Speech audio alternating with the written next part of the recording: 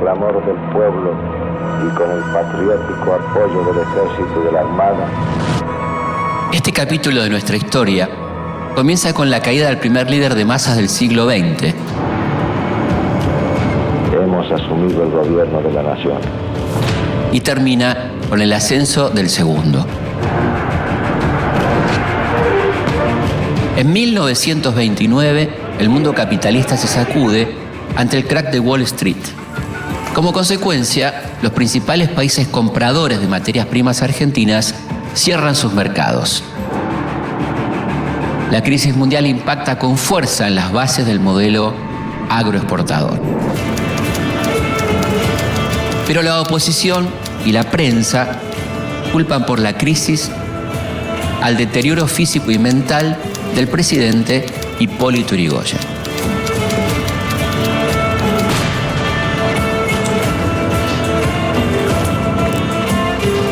El 6 de septiembre de 1930 se produce el primer golpe de Estado del siglo XX. Una práctica nefasta que se va a prolongar por más de 50 años. Es el comienzo de la década infame.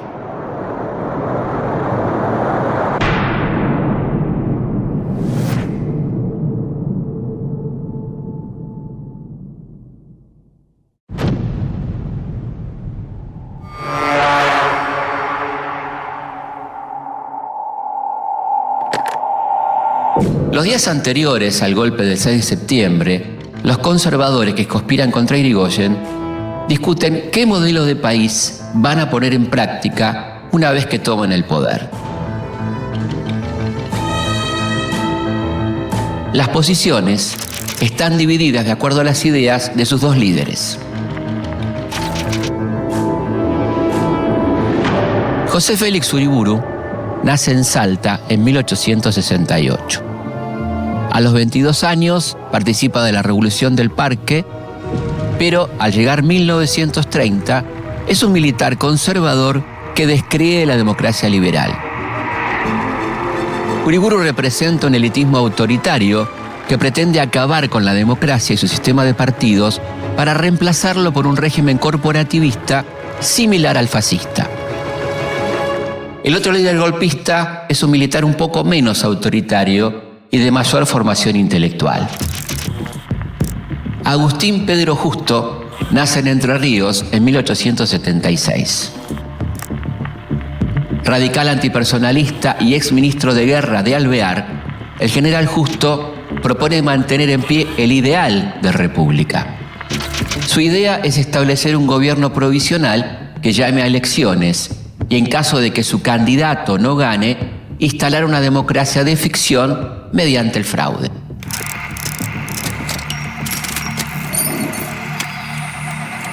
El 6 de septiembre, Uriburu encabeza el golpe que derroca a Yrigoyen y se proclama presidente. La corriente enérgica y pura que viene con vosotros significa renovación y juventud, paz y progreso, orden y jerarquía de valores en vuestra vida pública intoxicada. Será el soto fuerte y salubre que derribará lo carcomido, tonificará lo debilitado y aventará los gérmenes perniciosos de toda demagogia. Un dato interesante de esta proclama es que Uriburu, en contra de sus ideas, promete convocar a elecciones y ofrece garantías de que ni él ni los miembros de su gobierno se van a presentar como candidatos.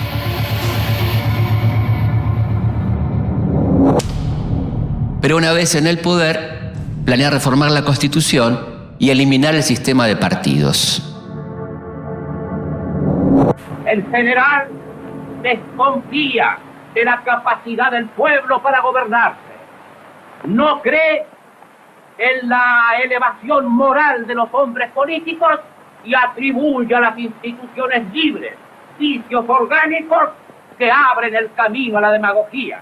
Y yo creo exclusivamente en el gobierno de la opinión pública.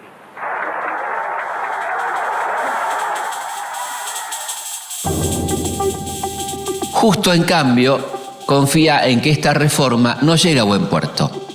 Por eso decide no formar parte del gabinete de Uriburu y mantenerse así como el único líder presidenciable del sector conservador. Justo no tiene tiempo para perder. El 1 de agosto de 1931 funda el Partido Demócrata Nacional y fomenta la concordancia, una alianza entre el Partido Conservador, el Partido Socialista Independiente y la Unión Cívica Radical Antipersonalista, es decir, anti-irigoyenista. La idea de Justo es que la concordancia apoye su candidatura a presidente. Mientras Justo organiza a sus partidarios, se abren los comicios para elegir gobernador en la provincia de Buenos Aires. Para sorpresa de los conservadores, gana la fórmula radical Pueyrredón-Guido.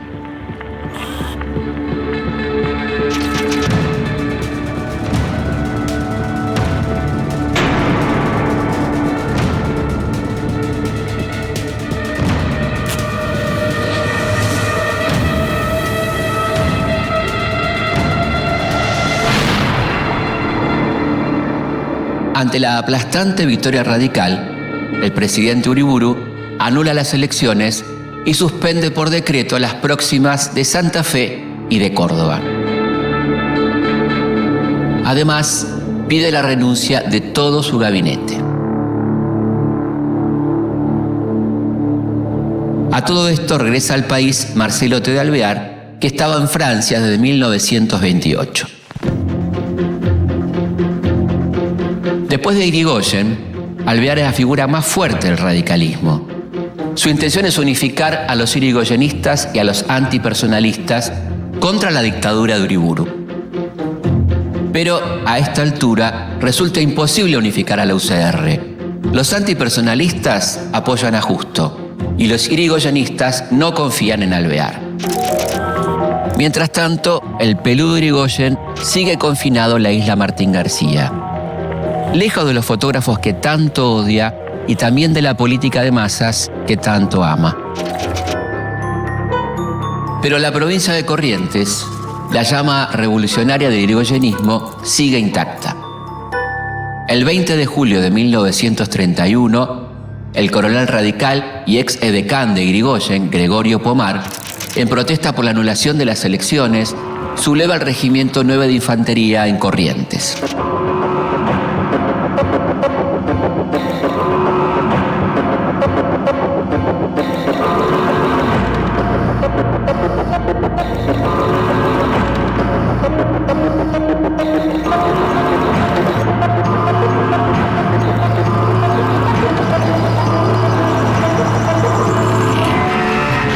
El levantamiento fracasa y los rebeldes finalmente huyen al Paraguay. Una semana después, el gobierno expulsa del país a Alvear, lo acusa de instigar la revuelta. Lo mismo pasa con varios líderes socialistas y radicales que son vistos como un peligro para los planes del poder conservador.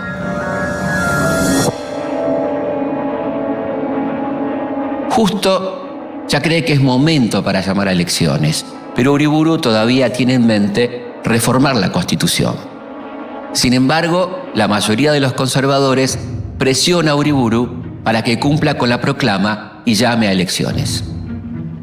Uriburu accede y fija los comicios para el 8 de noviembre de 1931. El Partido Demócrata Nacional proclama la candidatura de Agustín P. Justo y pone en marcha su democracia de ficción.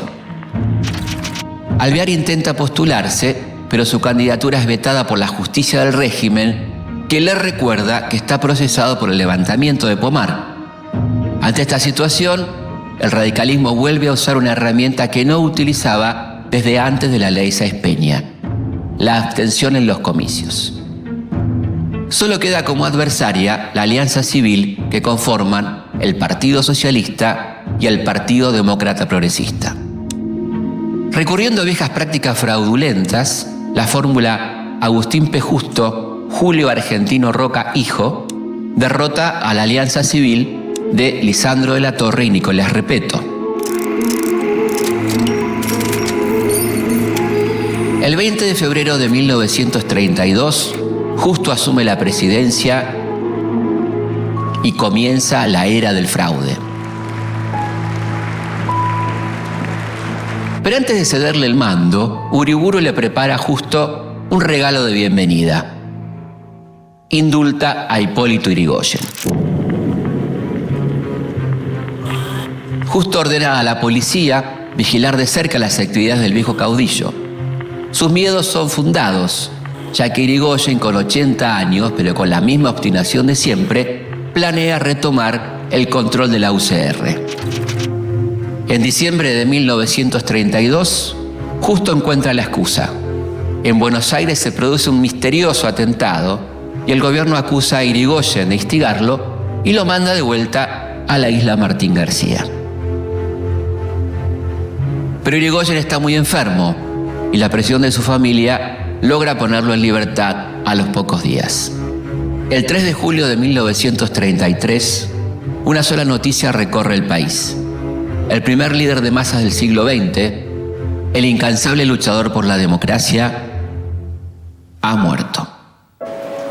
El inmenso cortejo fúnebre desfilaba por las calles de Buenos Aires. La compacta e imponente muchedumbre lloraba la muerte del último caudillo. El pueblo lo seguía silencioso hasta su tumba.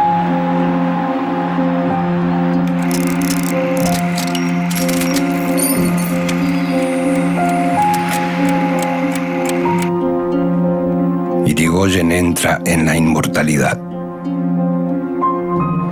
Sus enemigos han estado 3 años mordiéndolo con saña para deshacerlo, y aún no saben que mordían bronce. Ahora, con más razón que nunca, él no podrá ser olvidado por la patria que amó.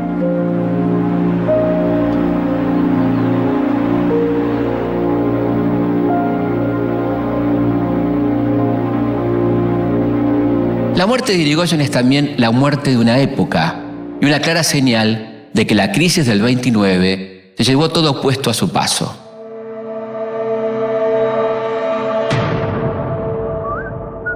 La pobreza avanza y para el año 1932 en el mundo hay millones de desocupados. Las grandes potencias cierran sus fronteras y la carne y los cereales argentinos sienten el impacto. Hoy la guita está de asalto y el puchero está tan alto que hace falta un trampolín. Si habrá crisis, bronca y hambre, que el que compra 10 de fiambre hoy se morfa hasta el piolín. Al mundo le falta un tornillo, que venga un mecánico. ¿Para qué? A ver si lo puede arreglar.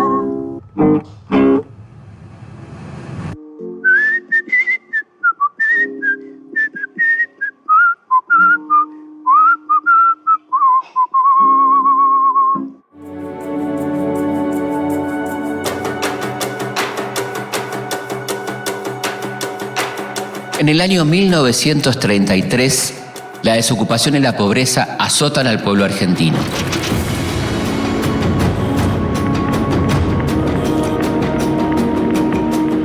Las clases terratenientes sufren una gran traición. Gran Bretaña firma el Tratado de Ottawa con sus colonias y excolonias. Los productos que Gran Bretaña compraba antes a la Argentina, ahora los compra a países como Australia, Nueva Zelanda y Canadá. Y como si todo esto fuera poco, Alemania, Francia y Estados Unidos también deciden restringir sus importaciones. Por primera vez, los intereses de la vieja clase terrateniente se ven amenazados. Parece que ya no tienen la vaca atada. Justo busca alcanzar un acuerdo que garantice el acceso al mercado inglés. Para eso, envía a Gran Bretaña al vicepresidente Julio Arroca Hijo, Julito, el hijo del zorro del desierto.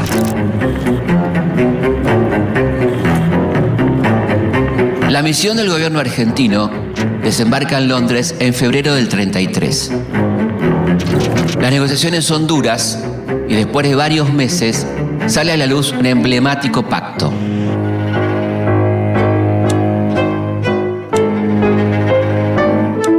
El Tratado Roca-Runciman.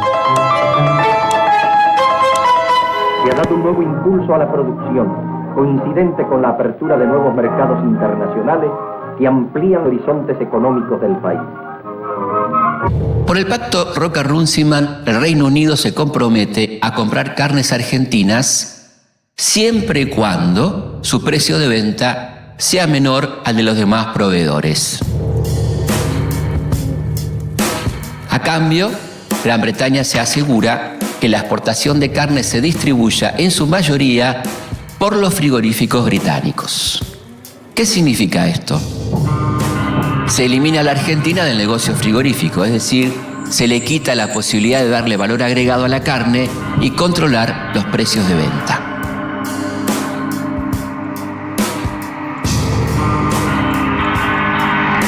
Como los frigoríficos pertenecen a capitales ingleses, las ganancias de estas empresas son remitidas a Gran Bretaña. Es decir, el dinero que generan se gasta afuera y no en el mercado argentino. Los ingleses también exigen un trato preferencial para sus productos textiles, la libre importación de carbón e insumos para los ferrocarriles y que la Argentina cumpla con los pagos de la deuda externa. Y todavía hay más. Se acuerda otorgar el monopolio del transporte público de la ciudad de Buenos Aires a la compañía Anglo de Tranvías, que pasa a controlar también las líneas de colectivos.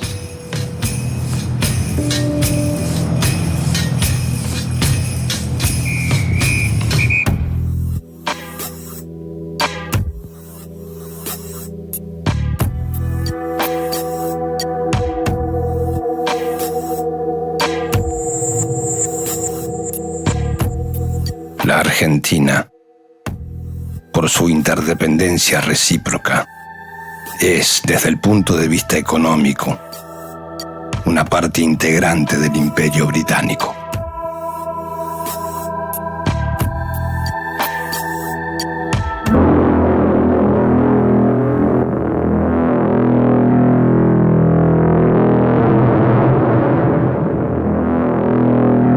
A pesar de las críticas, Justo pone en vigencia el pacto y busca poner paños fríos a la situación. Es urgente dar una respuesta a los pequeños ganaderos que quedan restringidos a un mercado interno reducido por la crisis. Para eso, llama a un nuevo ministro de Hacienda, Federico Pinedo. Al cerrarse los mercados internacionales, el mercado interno se satura por una excesiva oferta de carne, lo cual provoca una caída de los precios que deja a los pequeños ganaderos en una situación de riesgo. Pinedo crea entonces las juntas reguladoras de carnes y granos, que proponen como solución comprar el excedente de oferta y así mantener los precios altos. Justo cree tener todo bajo control, pero en septiembre de 1934, un senador opositor levanta su voz contra este acuerdo vergonzoso y entreguista y propone la creación de una comisión investigadora del pacto Roca-Runciman. Nicolás Lisandro de la Torre nace en Rosario en 1868. En 1890 participa de la Revolución del Parque. En un principio de la Torre es radical, pero en 1897 se bate a duelo con Irigoyen. A pesar de ser un gran esgrimista, Irigoyen le hace un gran tajo en la cara que lo obliga a usar barba. En 1916 funda el Partido Demócrata Progresista y en 1931 se presenta como candidato a presidente junto con los socialistas.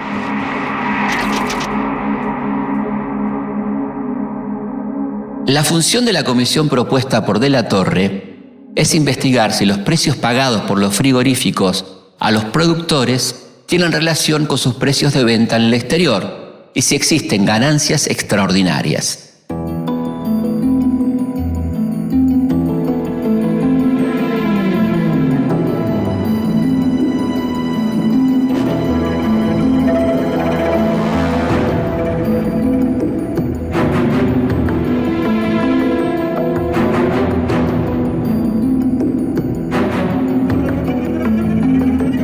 los frigoríficos se niegan a mostrar sus libros contables.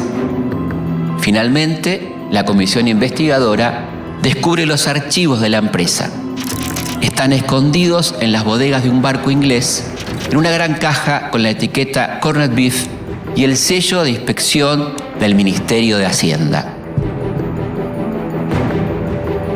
Vale la pena recordar que estamos en un régimen fraudulento, una democracia de ficción, en la cual el Congreso sigue funcionando. Y es en el Congreso donde se va a producir un hecho inédito que mancha para siempre la historia de nuestras instituciones. Porque la industria más genuina del suelo argentino, la ganadería, se encuentra en ruinas por obra de dos factores principales: la acción extorsiva de un monopolio extranjero y la complicidad de un gobierno que unas veces lo deja hacer y otras lo protege directamente. En el recinto del Senado, Lisandro de la Torre muestra uno de los documentos secuestrados al frigorífico. El debate se pone acalorado. Después de un intercambio de palabras con el ministro Pinedo, de la Torre es empujado por Luis Dó, ministro de Agricultura y Ganadería, implicado directamente por las acusaciones de Lisandro. De la Torre cae de espaldas cuando es ayudado por su amigo y colaborador Enzo Bordavere, senador electo por Santa Fe.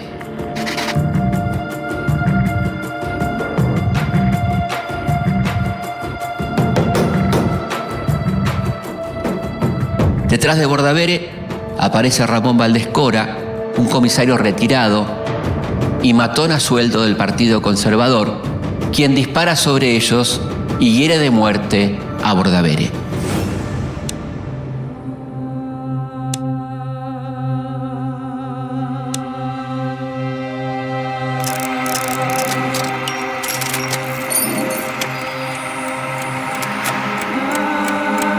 Las consecuencias del pacto Roca-Runciman llegan demasiado lejos.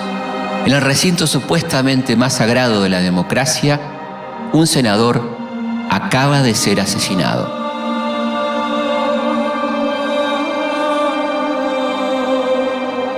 Los restos de Bordavere son despedidos por una multitud que se congrega en Retiro. Al llegar a Rosario, son recibidos por más de 10.000 personas. Los discursos de despedida están a cargo de Lisandro de la Torre y el socialista Alfredo Palacios.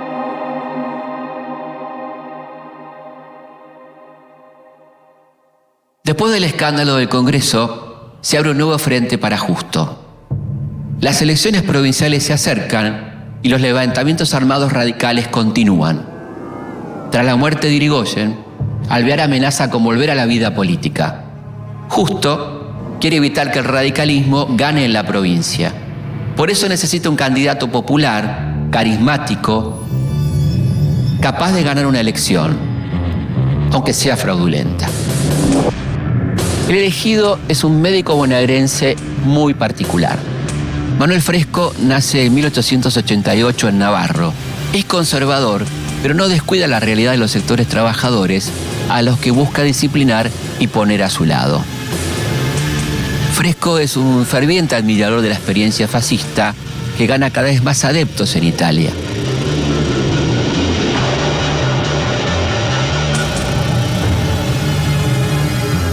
Se puede decir que es el nuevo rostro del Partido Conservador y el único que puede salvar al Partido de Justo de una derrota inevitable. Es así como el candidato de Justo gana las elecciones, obviamente gracias al fraude. Pero el triunfo en Buenos Aires no alcanza y los planes de Justo se complican. En Córdoba, el candidato a gobernador radical promete defender las urnas con las armas. Amadeo Sabatini, llamado Don Amadeo o el Peludo Chico, nace en Buenos Aires en 1892. Pero hace su carrera como médico en el sur de Córdoba, más precisamente en Villa María. Cuando derrocan a Irigoyen, Sabatini huye a Paraguay y luego a Montevideo. Desde allí plantea la resistencia.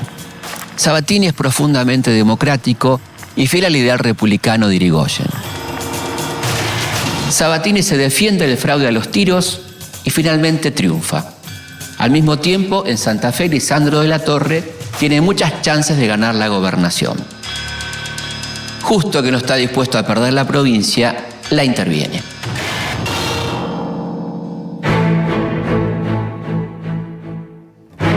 Santa Fe debe ser avasallada, porque su partido mayoritario me ha proclamado a mí candidato a gobernador de la provincia. Santa Fe debe ser avasallada en revancha del debate sobre la investigación del comercio de carnes. Lentamente, el fiscal de la República, el hombre que levantó su voz contra los negociados y la infamia, se va retirando de la política. 3 años más tarde, las balas que mataron a Bordavere finalmente lo alcanzan. El suicidio de la Torre es otro de los tantos crímenes de la década infame.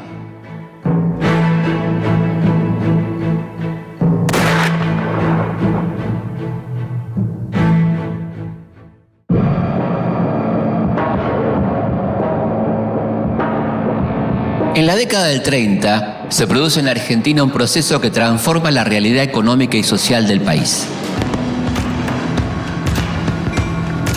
Ante la escasez de productos importados, muchos comerciantes y distribuidores deciden invertir en pequeños talleres y desarrollar sus productos.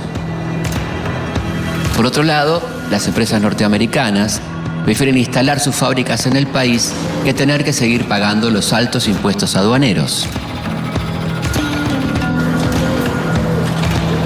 La clase terrateniente se asocia a estas nuevas empresas y se genera así una industria muy particular.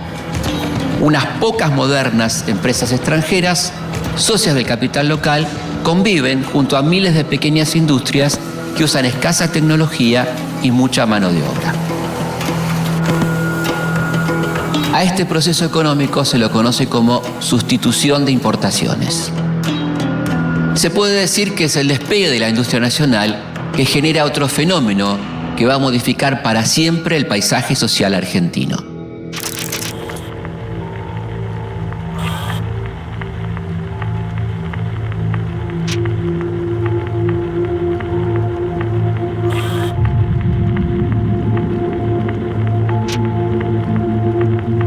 La caída de la producción agrícola produce el éxodo de cientos de miles de pequeños productores y trabajadores rurales, arruinados por la crisis, hacia la ciudad. Estos trabajadores se convierten en la mano de obra de la naciente industria en la que los salarios son muy bajos.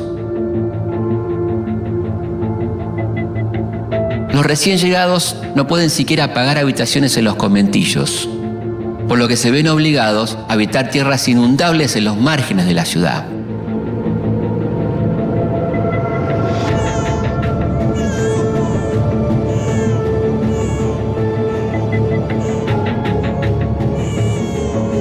Nace así una nueva forma de asentamiento urbano: las villas miserias.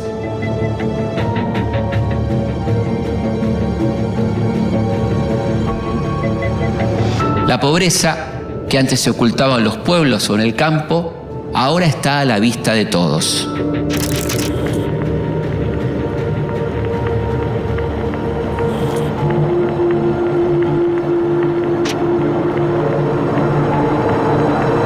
Ante el salario insuficiente, los nuevos obreros industriales y los trabajadores de la construcción comienzan a organizarse. Si el fantasma que acosaba Justo en los primeros años de mandato era el irigoyenismo, ahora es el comunismo. Justo sabe que debe actuar cuanto antes. Una clase obrera hambrienta es una masa política disponible para la revolución social. En 1935, luego de varias huelgas lideradas por los comunistas, Justo decide desempolvar la ley de residencia, esa aberración jurídica de 1902 que otorgaba al Estado la posibilidad de expatriar a todo inmigrante que participara en política. Pero Justo sabe que prohibir el comunismo no es suficiente. Necesita nuevas ideas, por ejemplo, las que representa el nuevo gobernador de Buenos Aires, el doctor Manuel Fresco.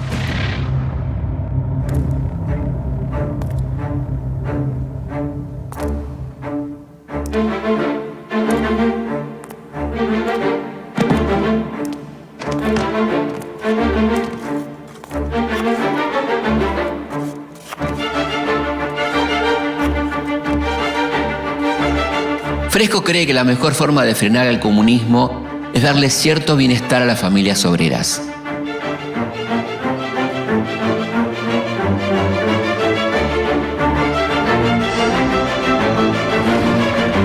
Para eso impulsa la construcción de 50.000 viviendas económicas y una profunda reforma educativa.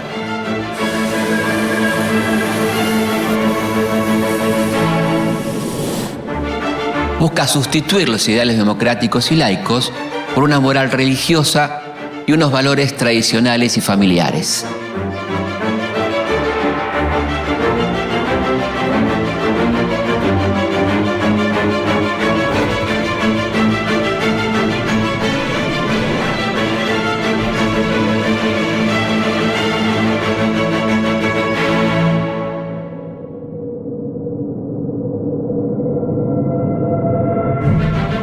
Fresco fomenta también el deporte. Su acercamiento a las ideas del fascismo italiano lo llevan a pensar que un cuerpo sano no puede enfermarse ideológicamente. Si queremos una patria grande y rica, es indispensable que sus hijos sean sanos y fuertes, para que puedan engrandecerla con el trabajo y defenderla con la misma pujanza con que la hicieron nuestros mayores.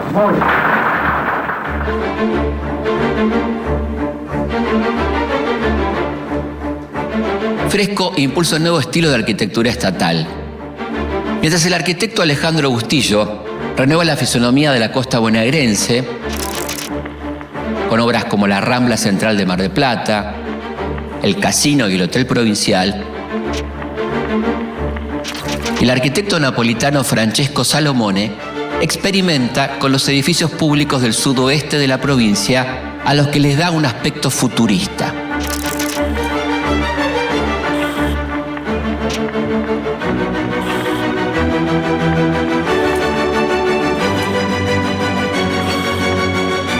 Bajo el lema Dios, Patria y Hogar, Fresco busca controlar y disciplinar a la clase trabajadora.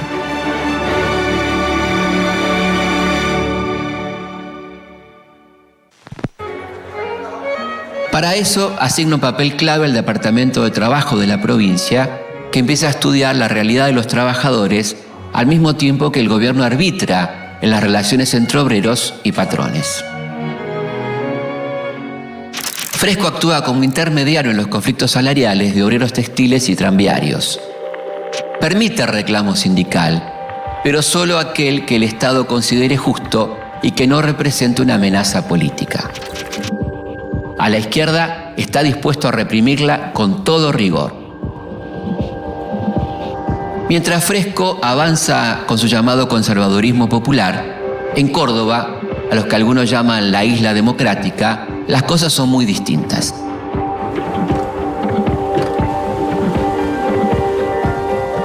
Sabatini cree fervientemente en la libertad política.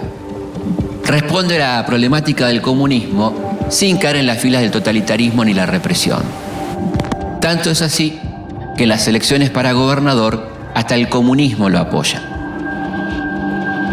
Sabatini cree en tres ejes: la justicia social, la defensa de las libertades públicas y la defensa de la democracia. A diferencia de Fresco, durante su gobierno no hay gremialistas presos ni sindicatos intervenidos. El gobierno de Sabatini promueve una política de austeridad que genera superávit fiscal y encara un ambicioso plan de obras públicas. Es partidario de la redistribución de la riqueza y de la enseñanza laica, que ha puesto una ética rigurosa en el ejercicio de la función pública. Para 1940, en Córdoba, ya muchos lo ven como futuro presidente.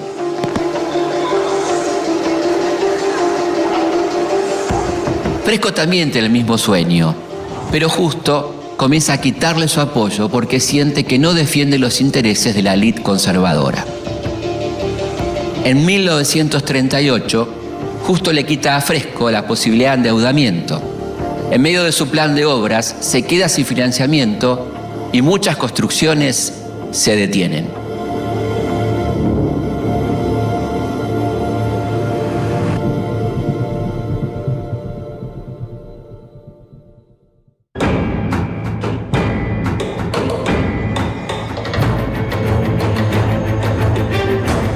Corre el año 1937 y desde 1930 Argentina no tiene una verdadera democracia.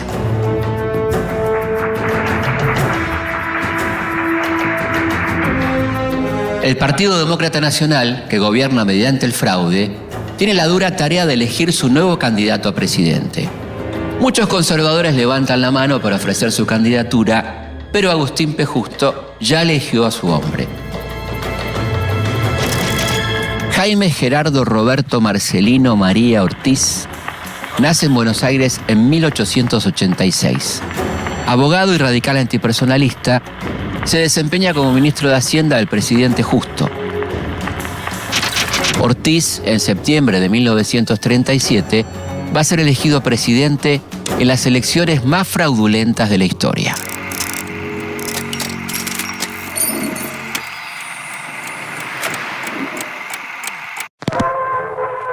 El 20 de febrero de 1938, Agustín P. Justo le entrega el poder a Ortiz.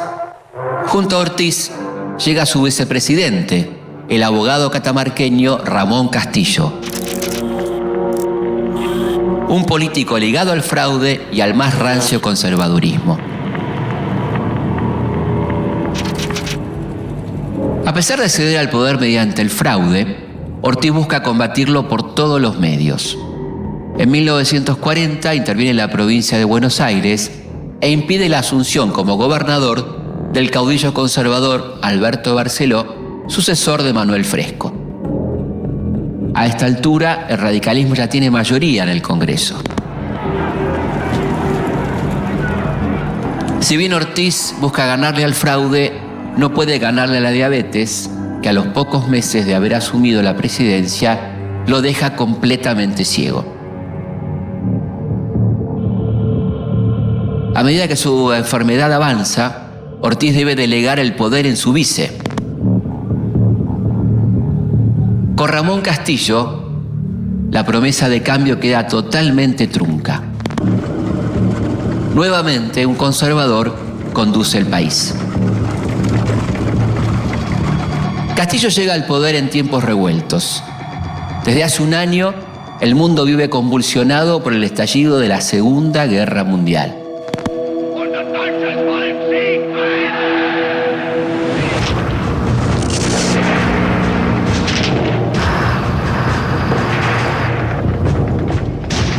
La guerra produce lo más temido por los conservadores. Europa deja de producir manufacturas para solo producir armas.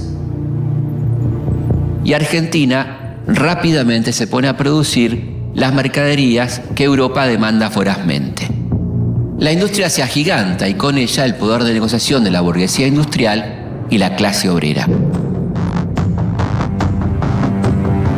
Castillo entiende que la economía está cambiando, entonces llama como ministro de Hacienda a Federico Pinedo, el hombre que ha servido a Justo en los tiempos turbulentos del Tratado Roca-Runciman. Pinedo y su equipo elaboran un plan de reactivación económica. El plan Pinedo propone generar nuevas exportaciones con países limítrofes, promueve el desarrollo de industrias nacionales, impulsa la construcción de viviendas para dar hogar a los obreros y generar empleo. Pero el manto de corrupción cae nuevamente sobre el gobierno conservador. Pinedo propone la compra de los ferrocarriles a los británicos, a quienes representa como abogado. Estas denuncias son elevadas por la oposición radical y el plan de reactivación queda trunco.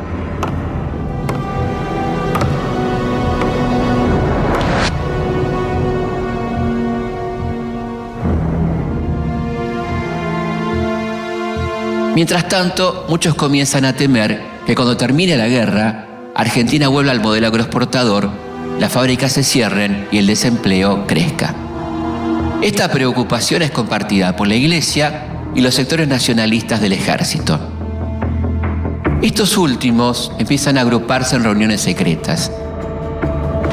A todo esto, en 1941, un joven coronel vuelve de su largo viaje por Europa y se suma al grupo de oficiales nacionalistas que empiezan a aportar ideas revolucionarias. Juan Domingo Perón nace en la localidad de Lobos en 1895. En 1938 Perón pierde a su esposa, Aurelia Tizón, Potota, que muere de cáncer de útero, a los 36 años de edad. Pocos meses más tarde, es enviado como agregado militar a la Italia fascista de Mussolini, donde experimenta en carne propia la fuerza social que empiezan a tomar los trabajadores.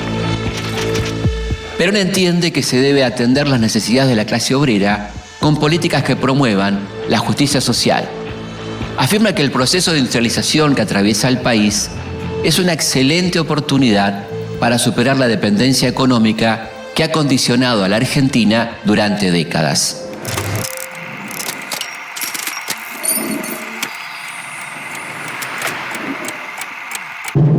Here is the motion picture record released by the United States Navy of the havoc wrought by the Japs' sneak sky and sea raid on Pearl Harbor, America's mid-Pacific naval bastion.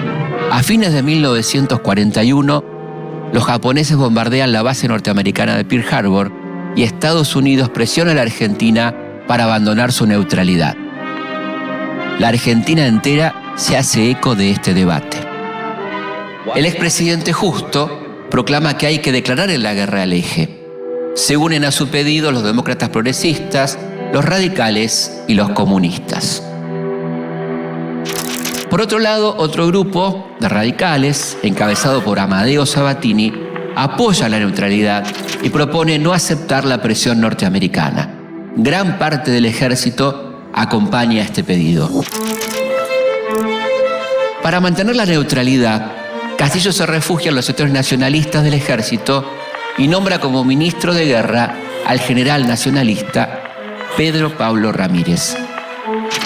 A todo esto, en marzo de 1942, muere el líder radical Marcelo T. de Alvear. En julio, Roberto Ortiz. Agustín Justo comienza a soñar con volver a ser presidente, pero en enero de 1943, a los 66 años, muere sorpresivamente. Con Justo termina toda una generación de dirigentes. Lo único que queda por delante es una renovación total de la política. Mientras tanto, Castillo impulsa la candidatura del ultraconservador Robustiano Patrón Costas, un terrateniente y empresario tabacalero de Salta, partidario de los aliados, que maneja sus negocios como un auténtico señor feudal.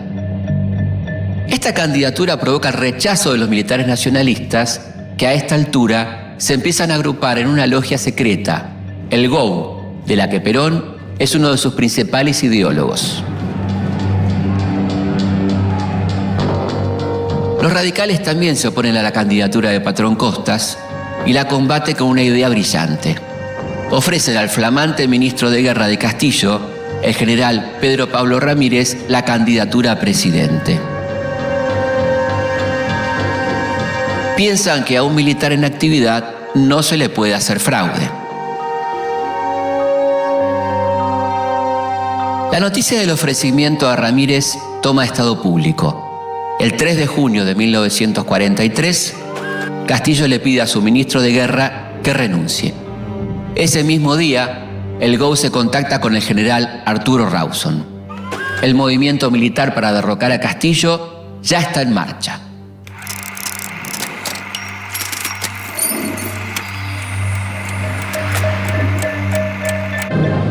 Minutos de intensa nerviosidad. El desenlace es inminente, pues las fuerzas de la guarnición y de los cuarteles urbanos se han plegado a la revolución que se extiende. Las tropas, ya en la zona céntrica, se dirigen hacia la Casa de Gobierno. El 4 de junio de 1943, Campo de Mayo se levanta en armas. Un golpe militar de ideología nacionalista toma el poder. Es el comienzo del fin de la década infame. El jefe del nuevo gobierno, a instancias de la muchedumbre, destaca que el ejército se ha visto precisado a lanzarse a la calle por la falta de respeto a las instituciones y velando por principios elementales de moral y cultura, solicitando que se tenga fe en la obra a cumplir. El gobierno que surge del golpe se propone mantener la neutralidad ante la Segunda Guerra Mundial, reducir la influencia extranjera sobre la política y la economía nacional y resolver la cuestión social, es decir, mejorar la situación de la clase trabajadora para que ésta no pueda ser captada por el comunismo. Algunas de las ideas que fueron ensayadas por Amadeo Sabatini en Córdoba y por el bonaerense Manuel Fresco van a ser aplicadas a nivel nacional por el coronel Perón, que comienza a ascender escalones en el nuevo gobierno. Y testimonian con su presencia en el Salón Blanco de la Casa Rosada su adhesión al nuevo gobierno.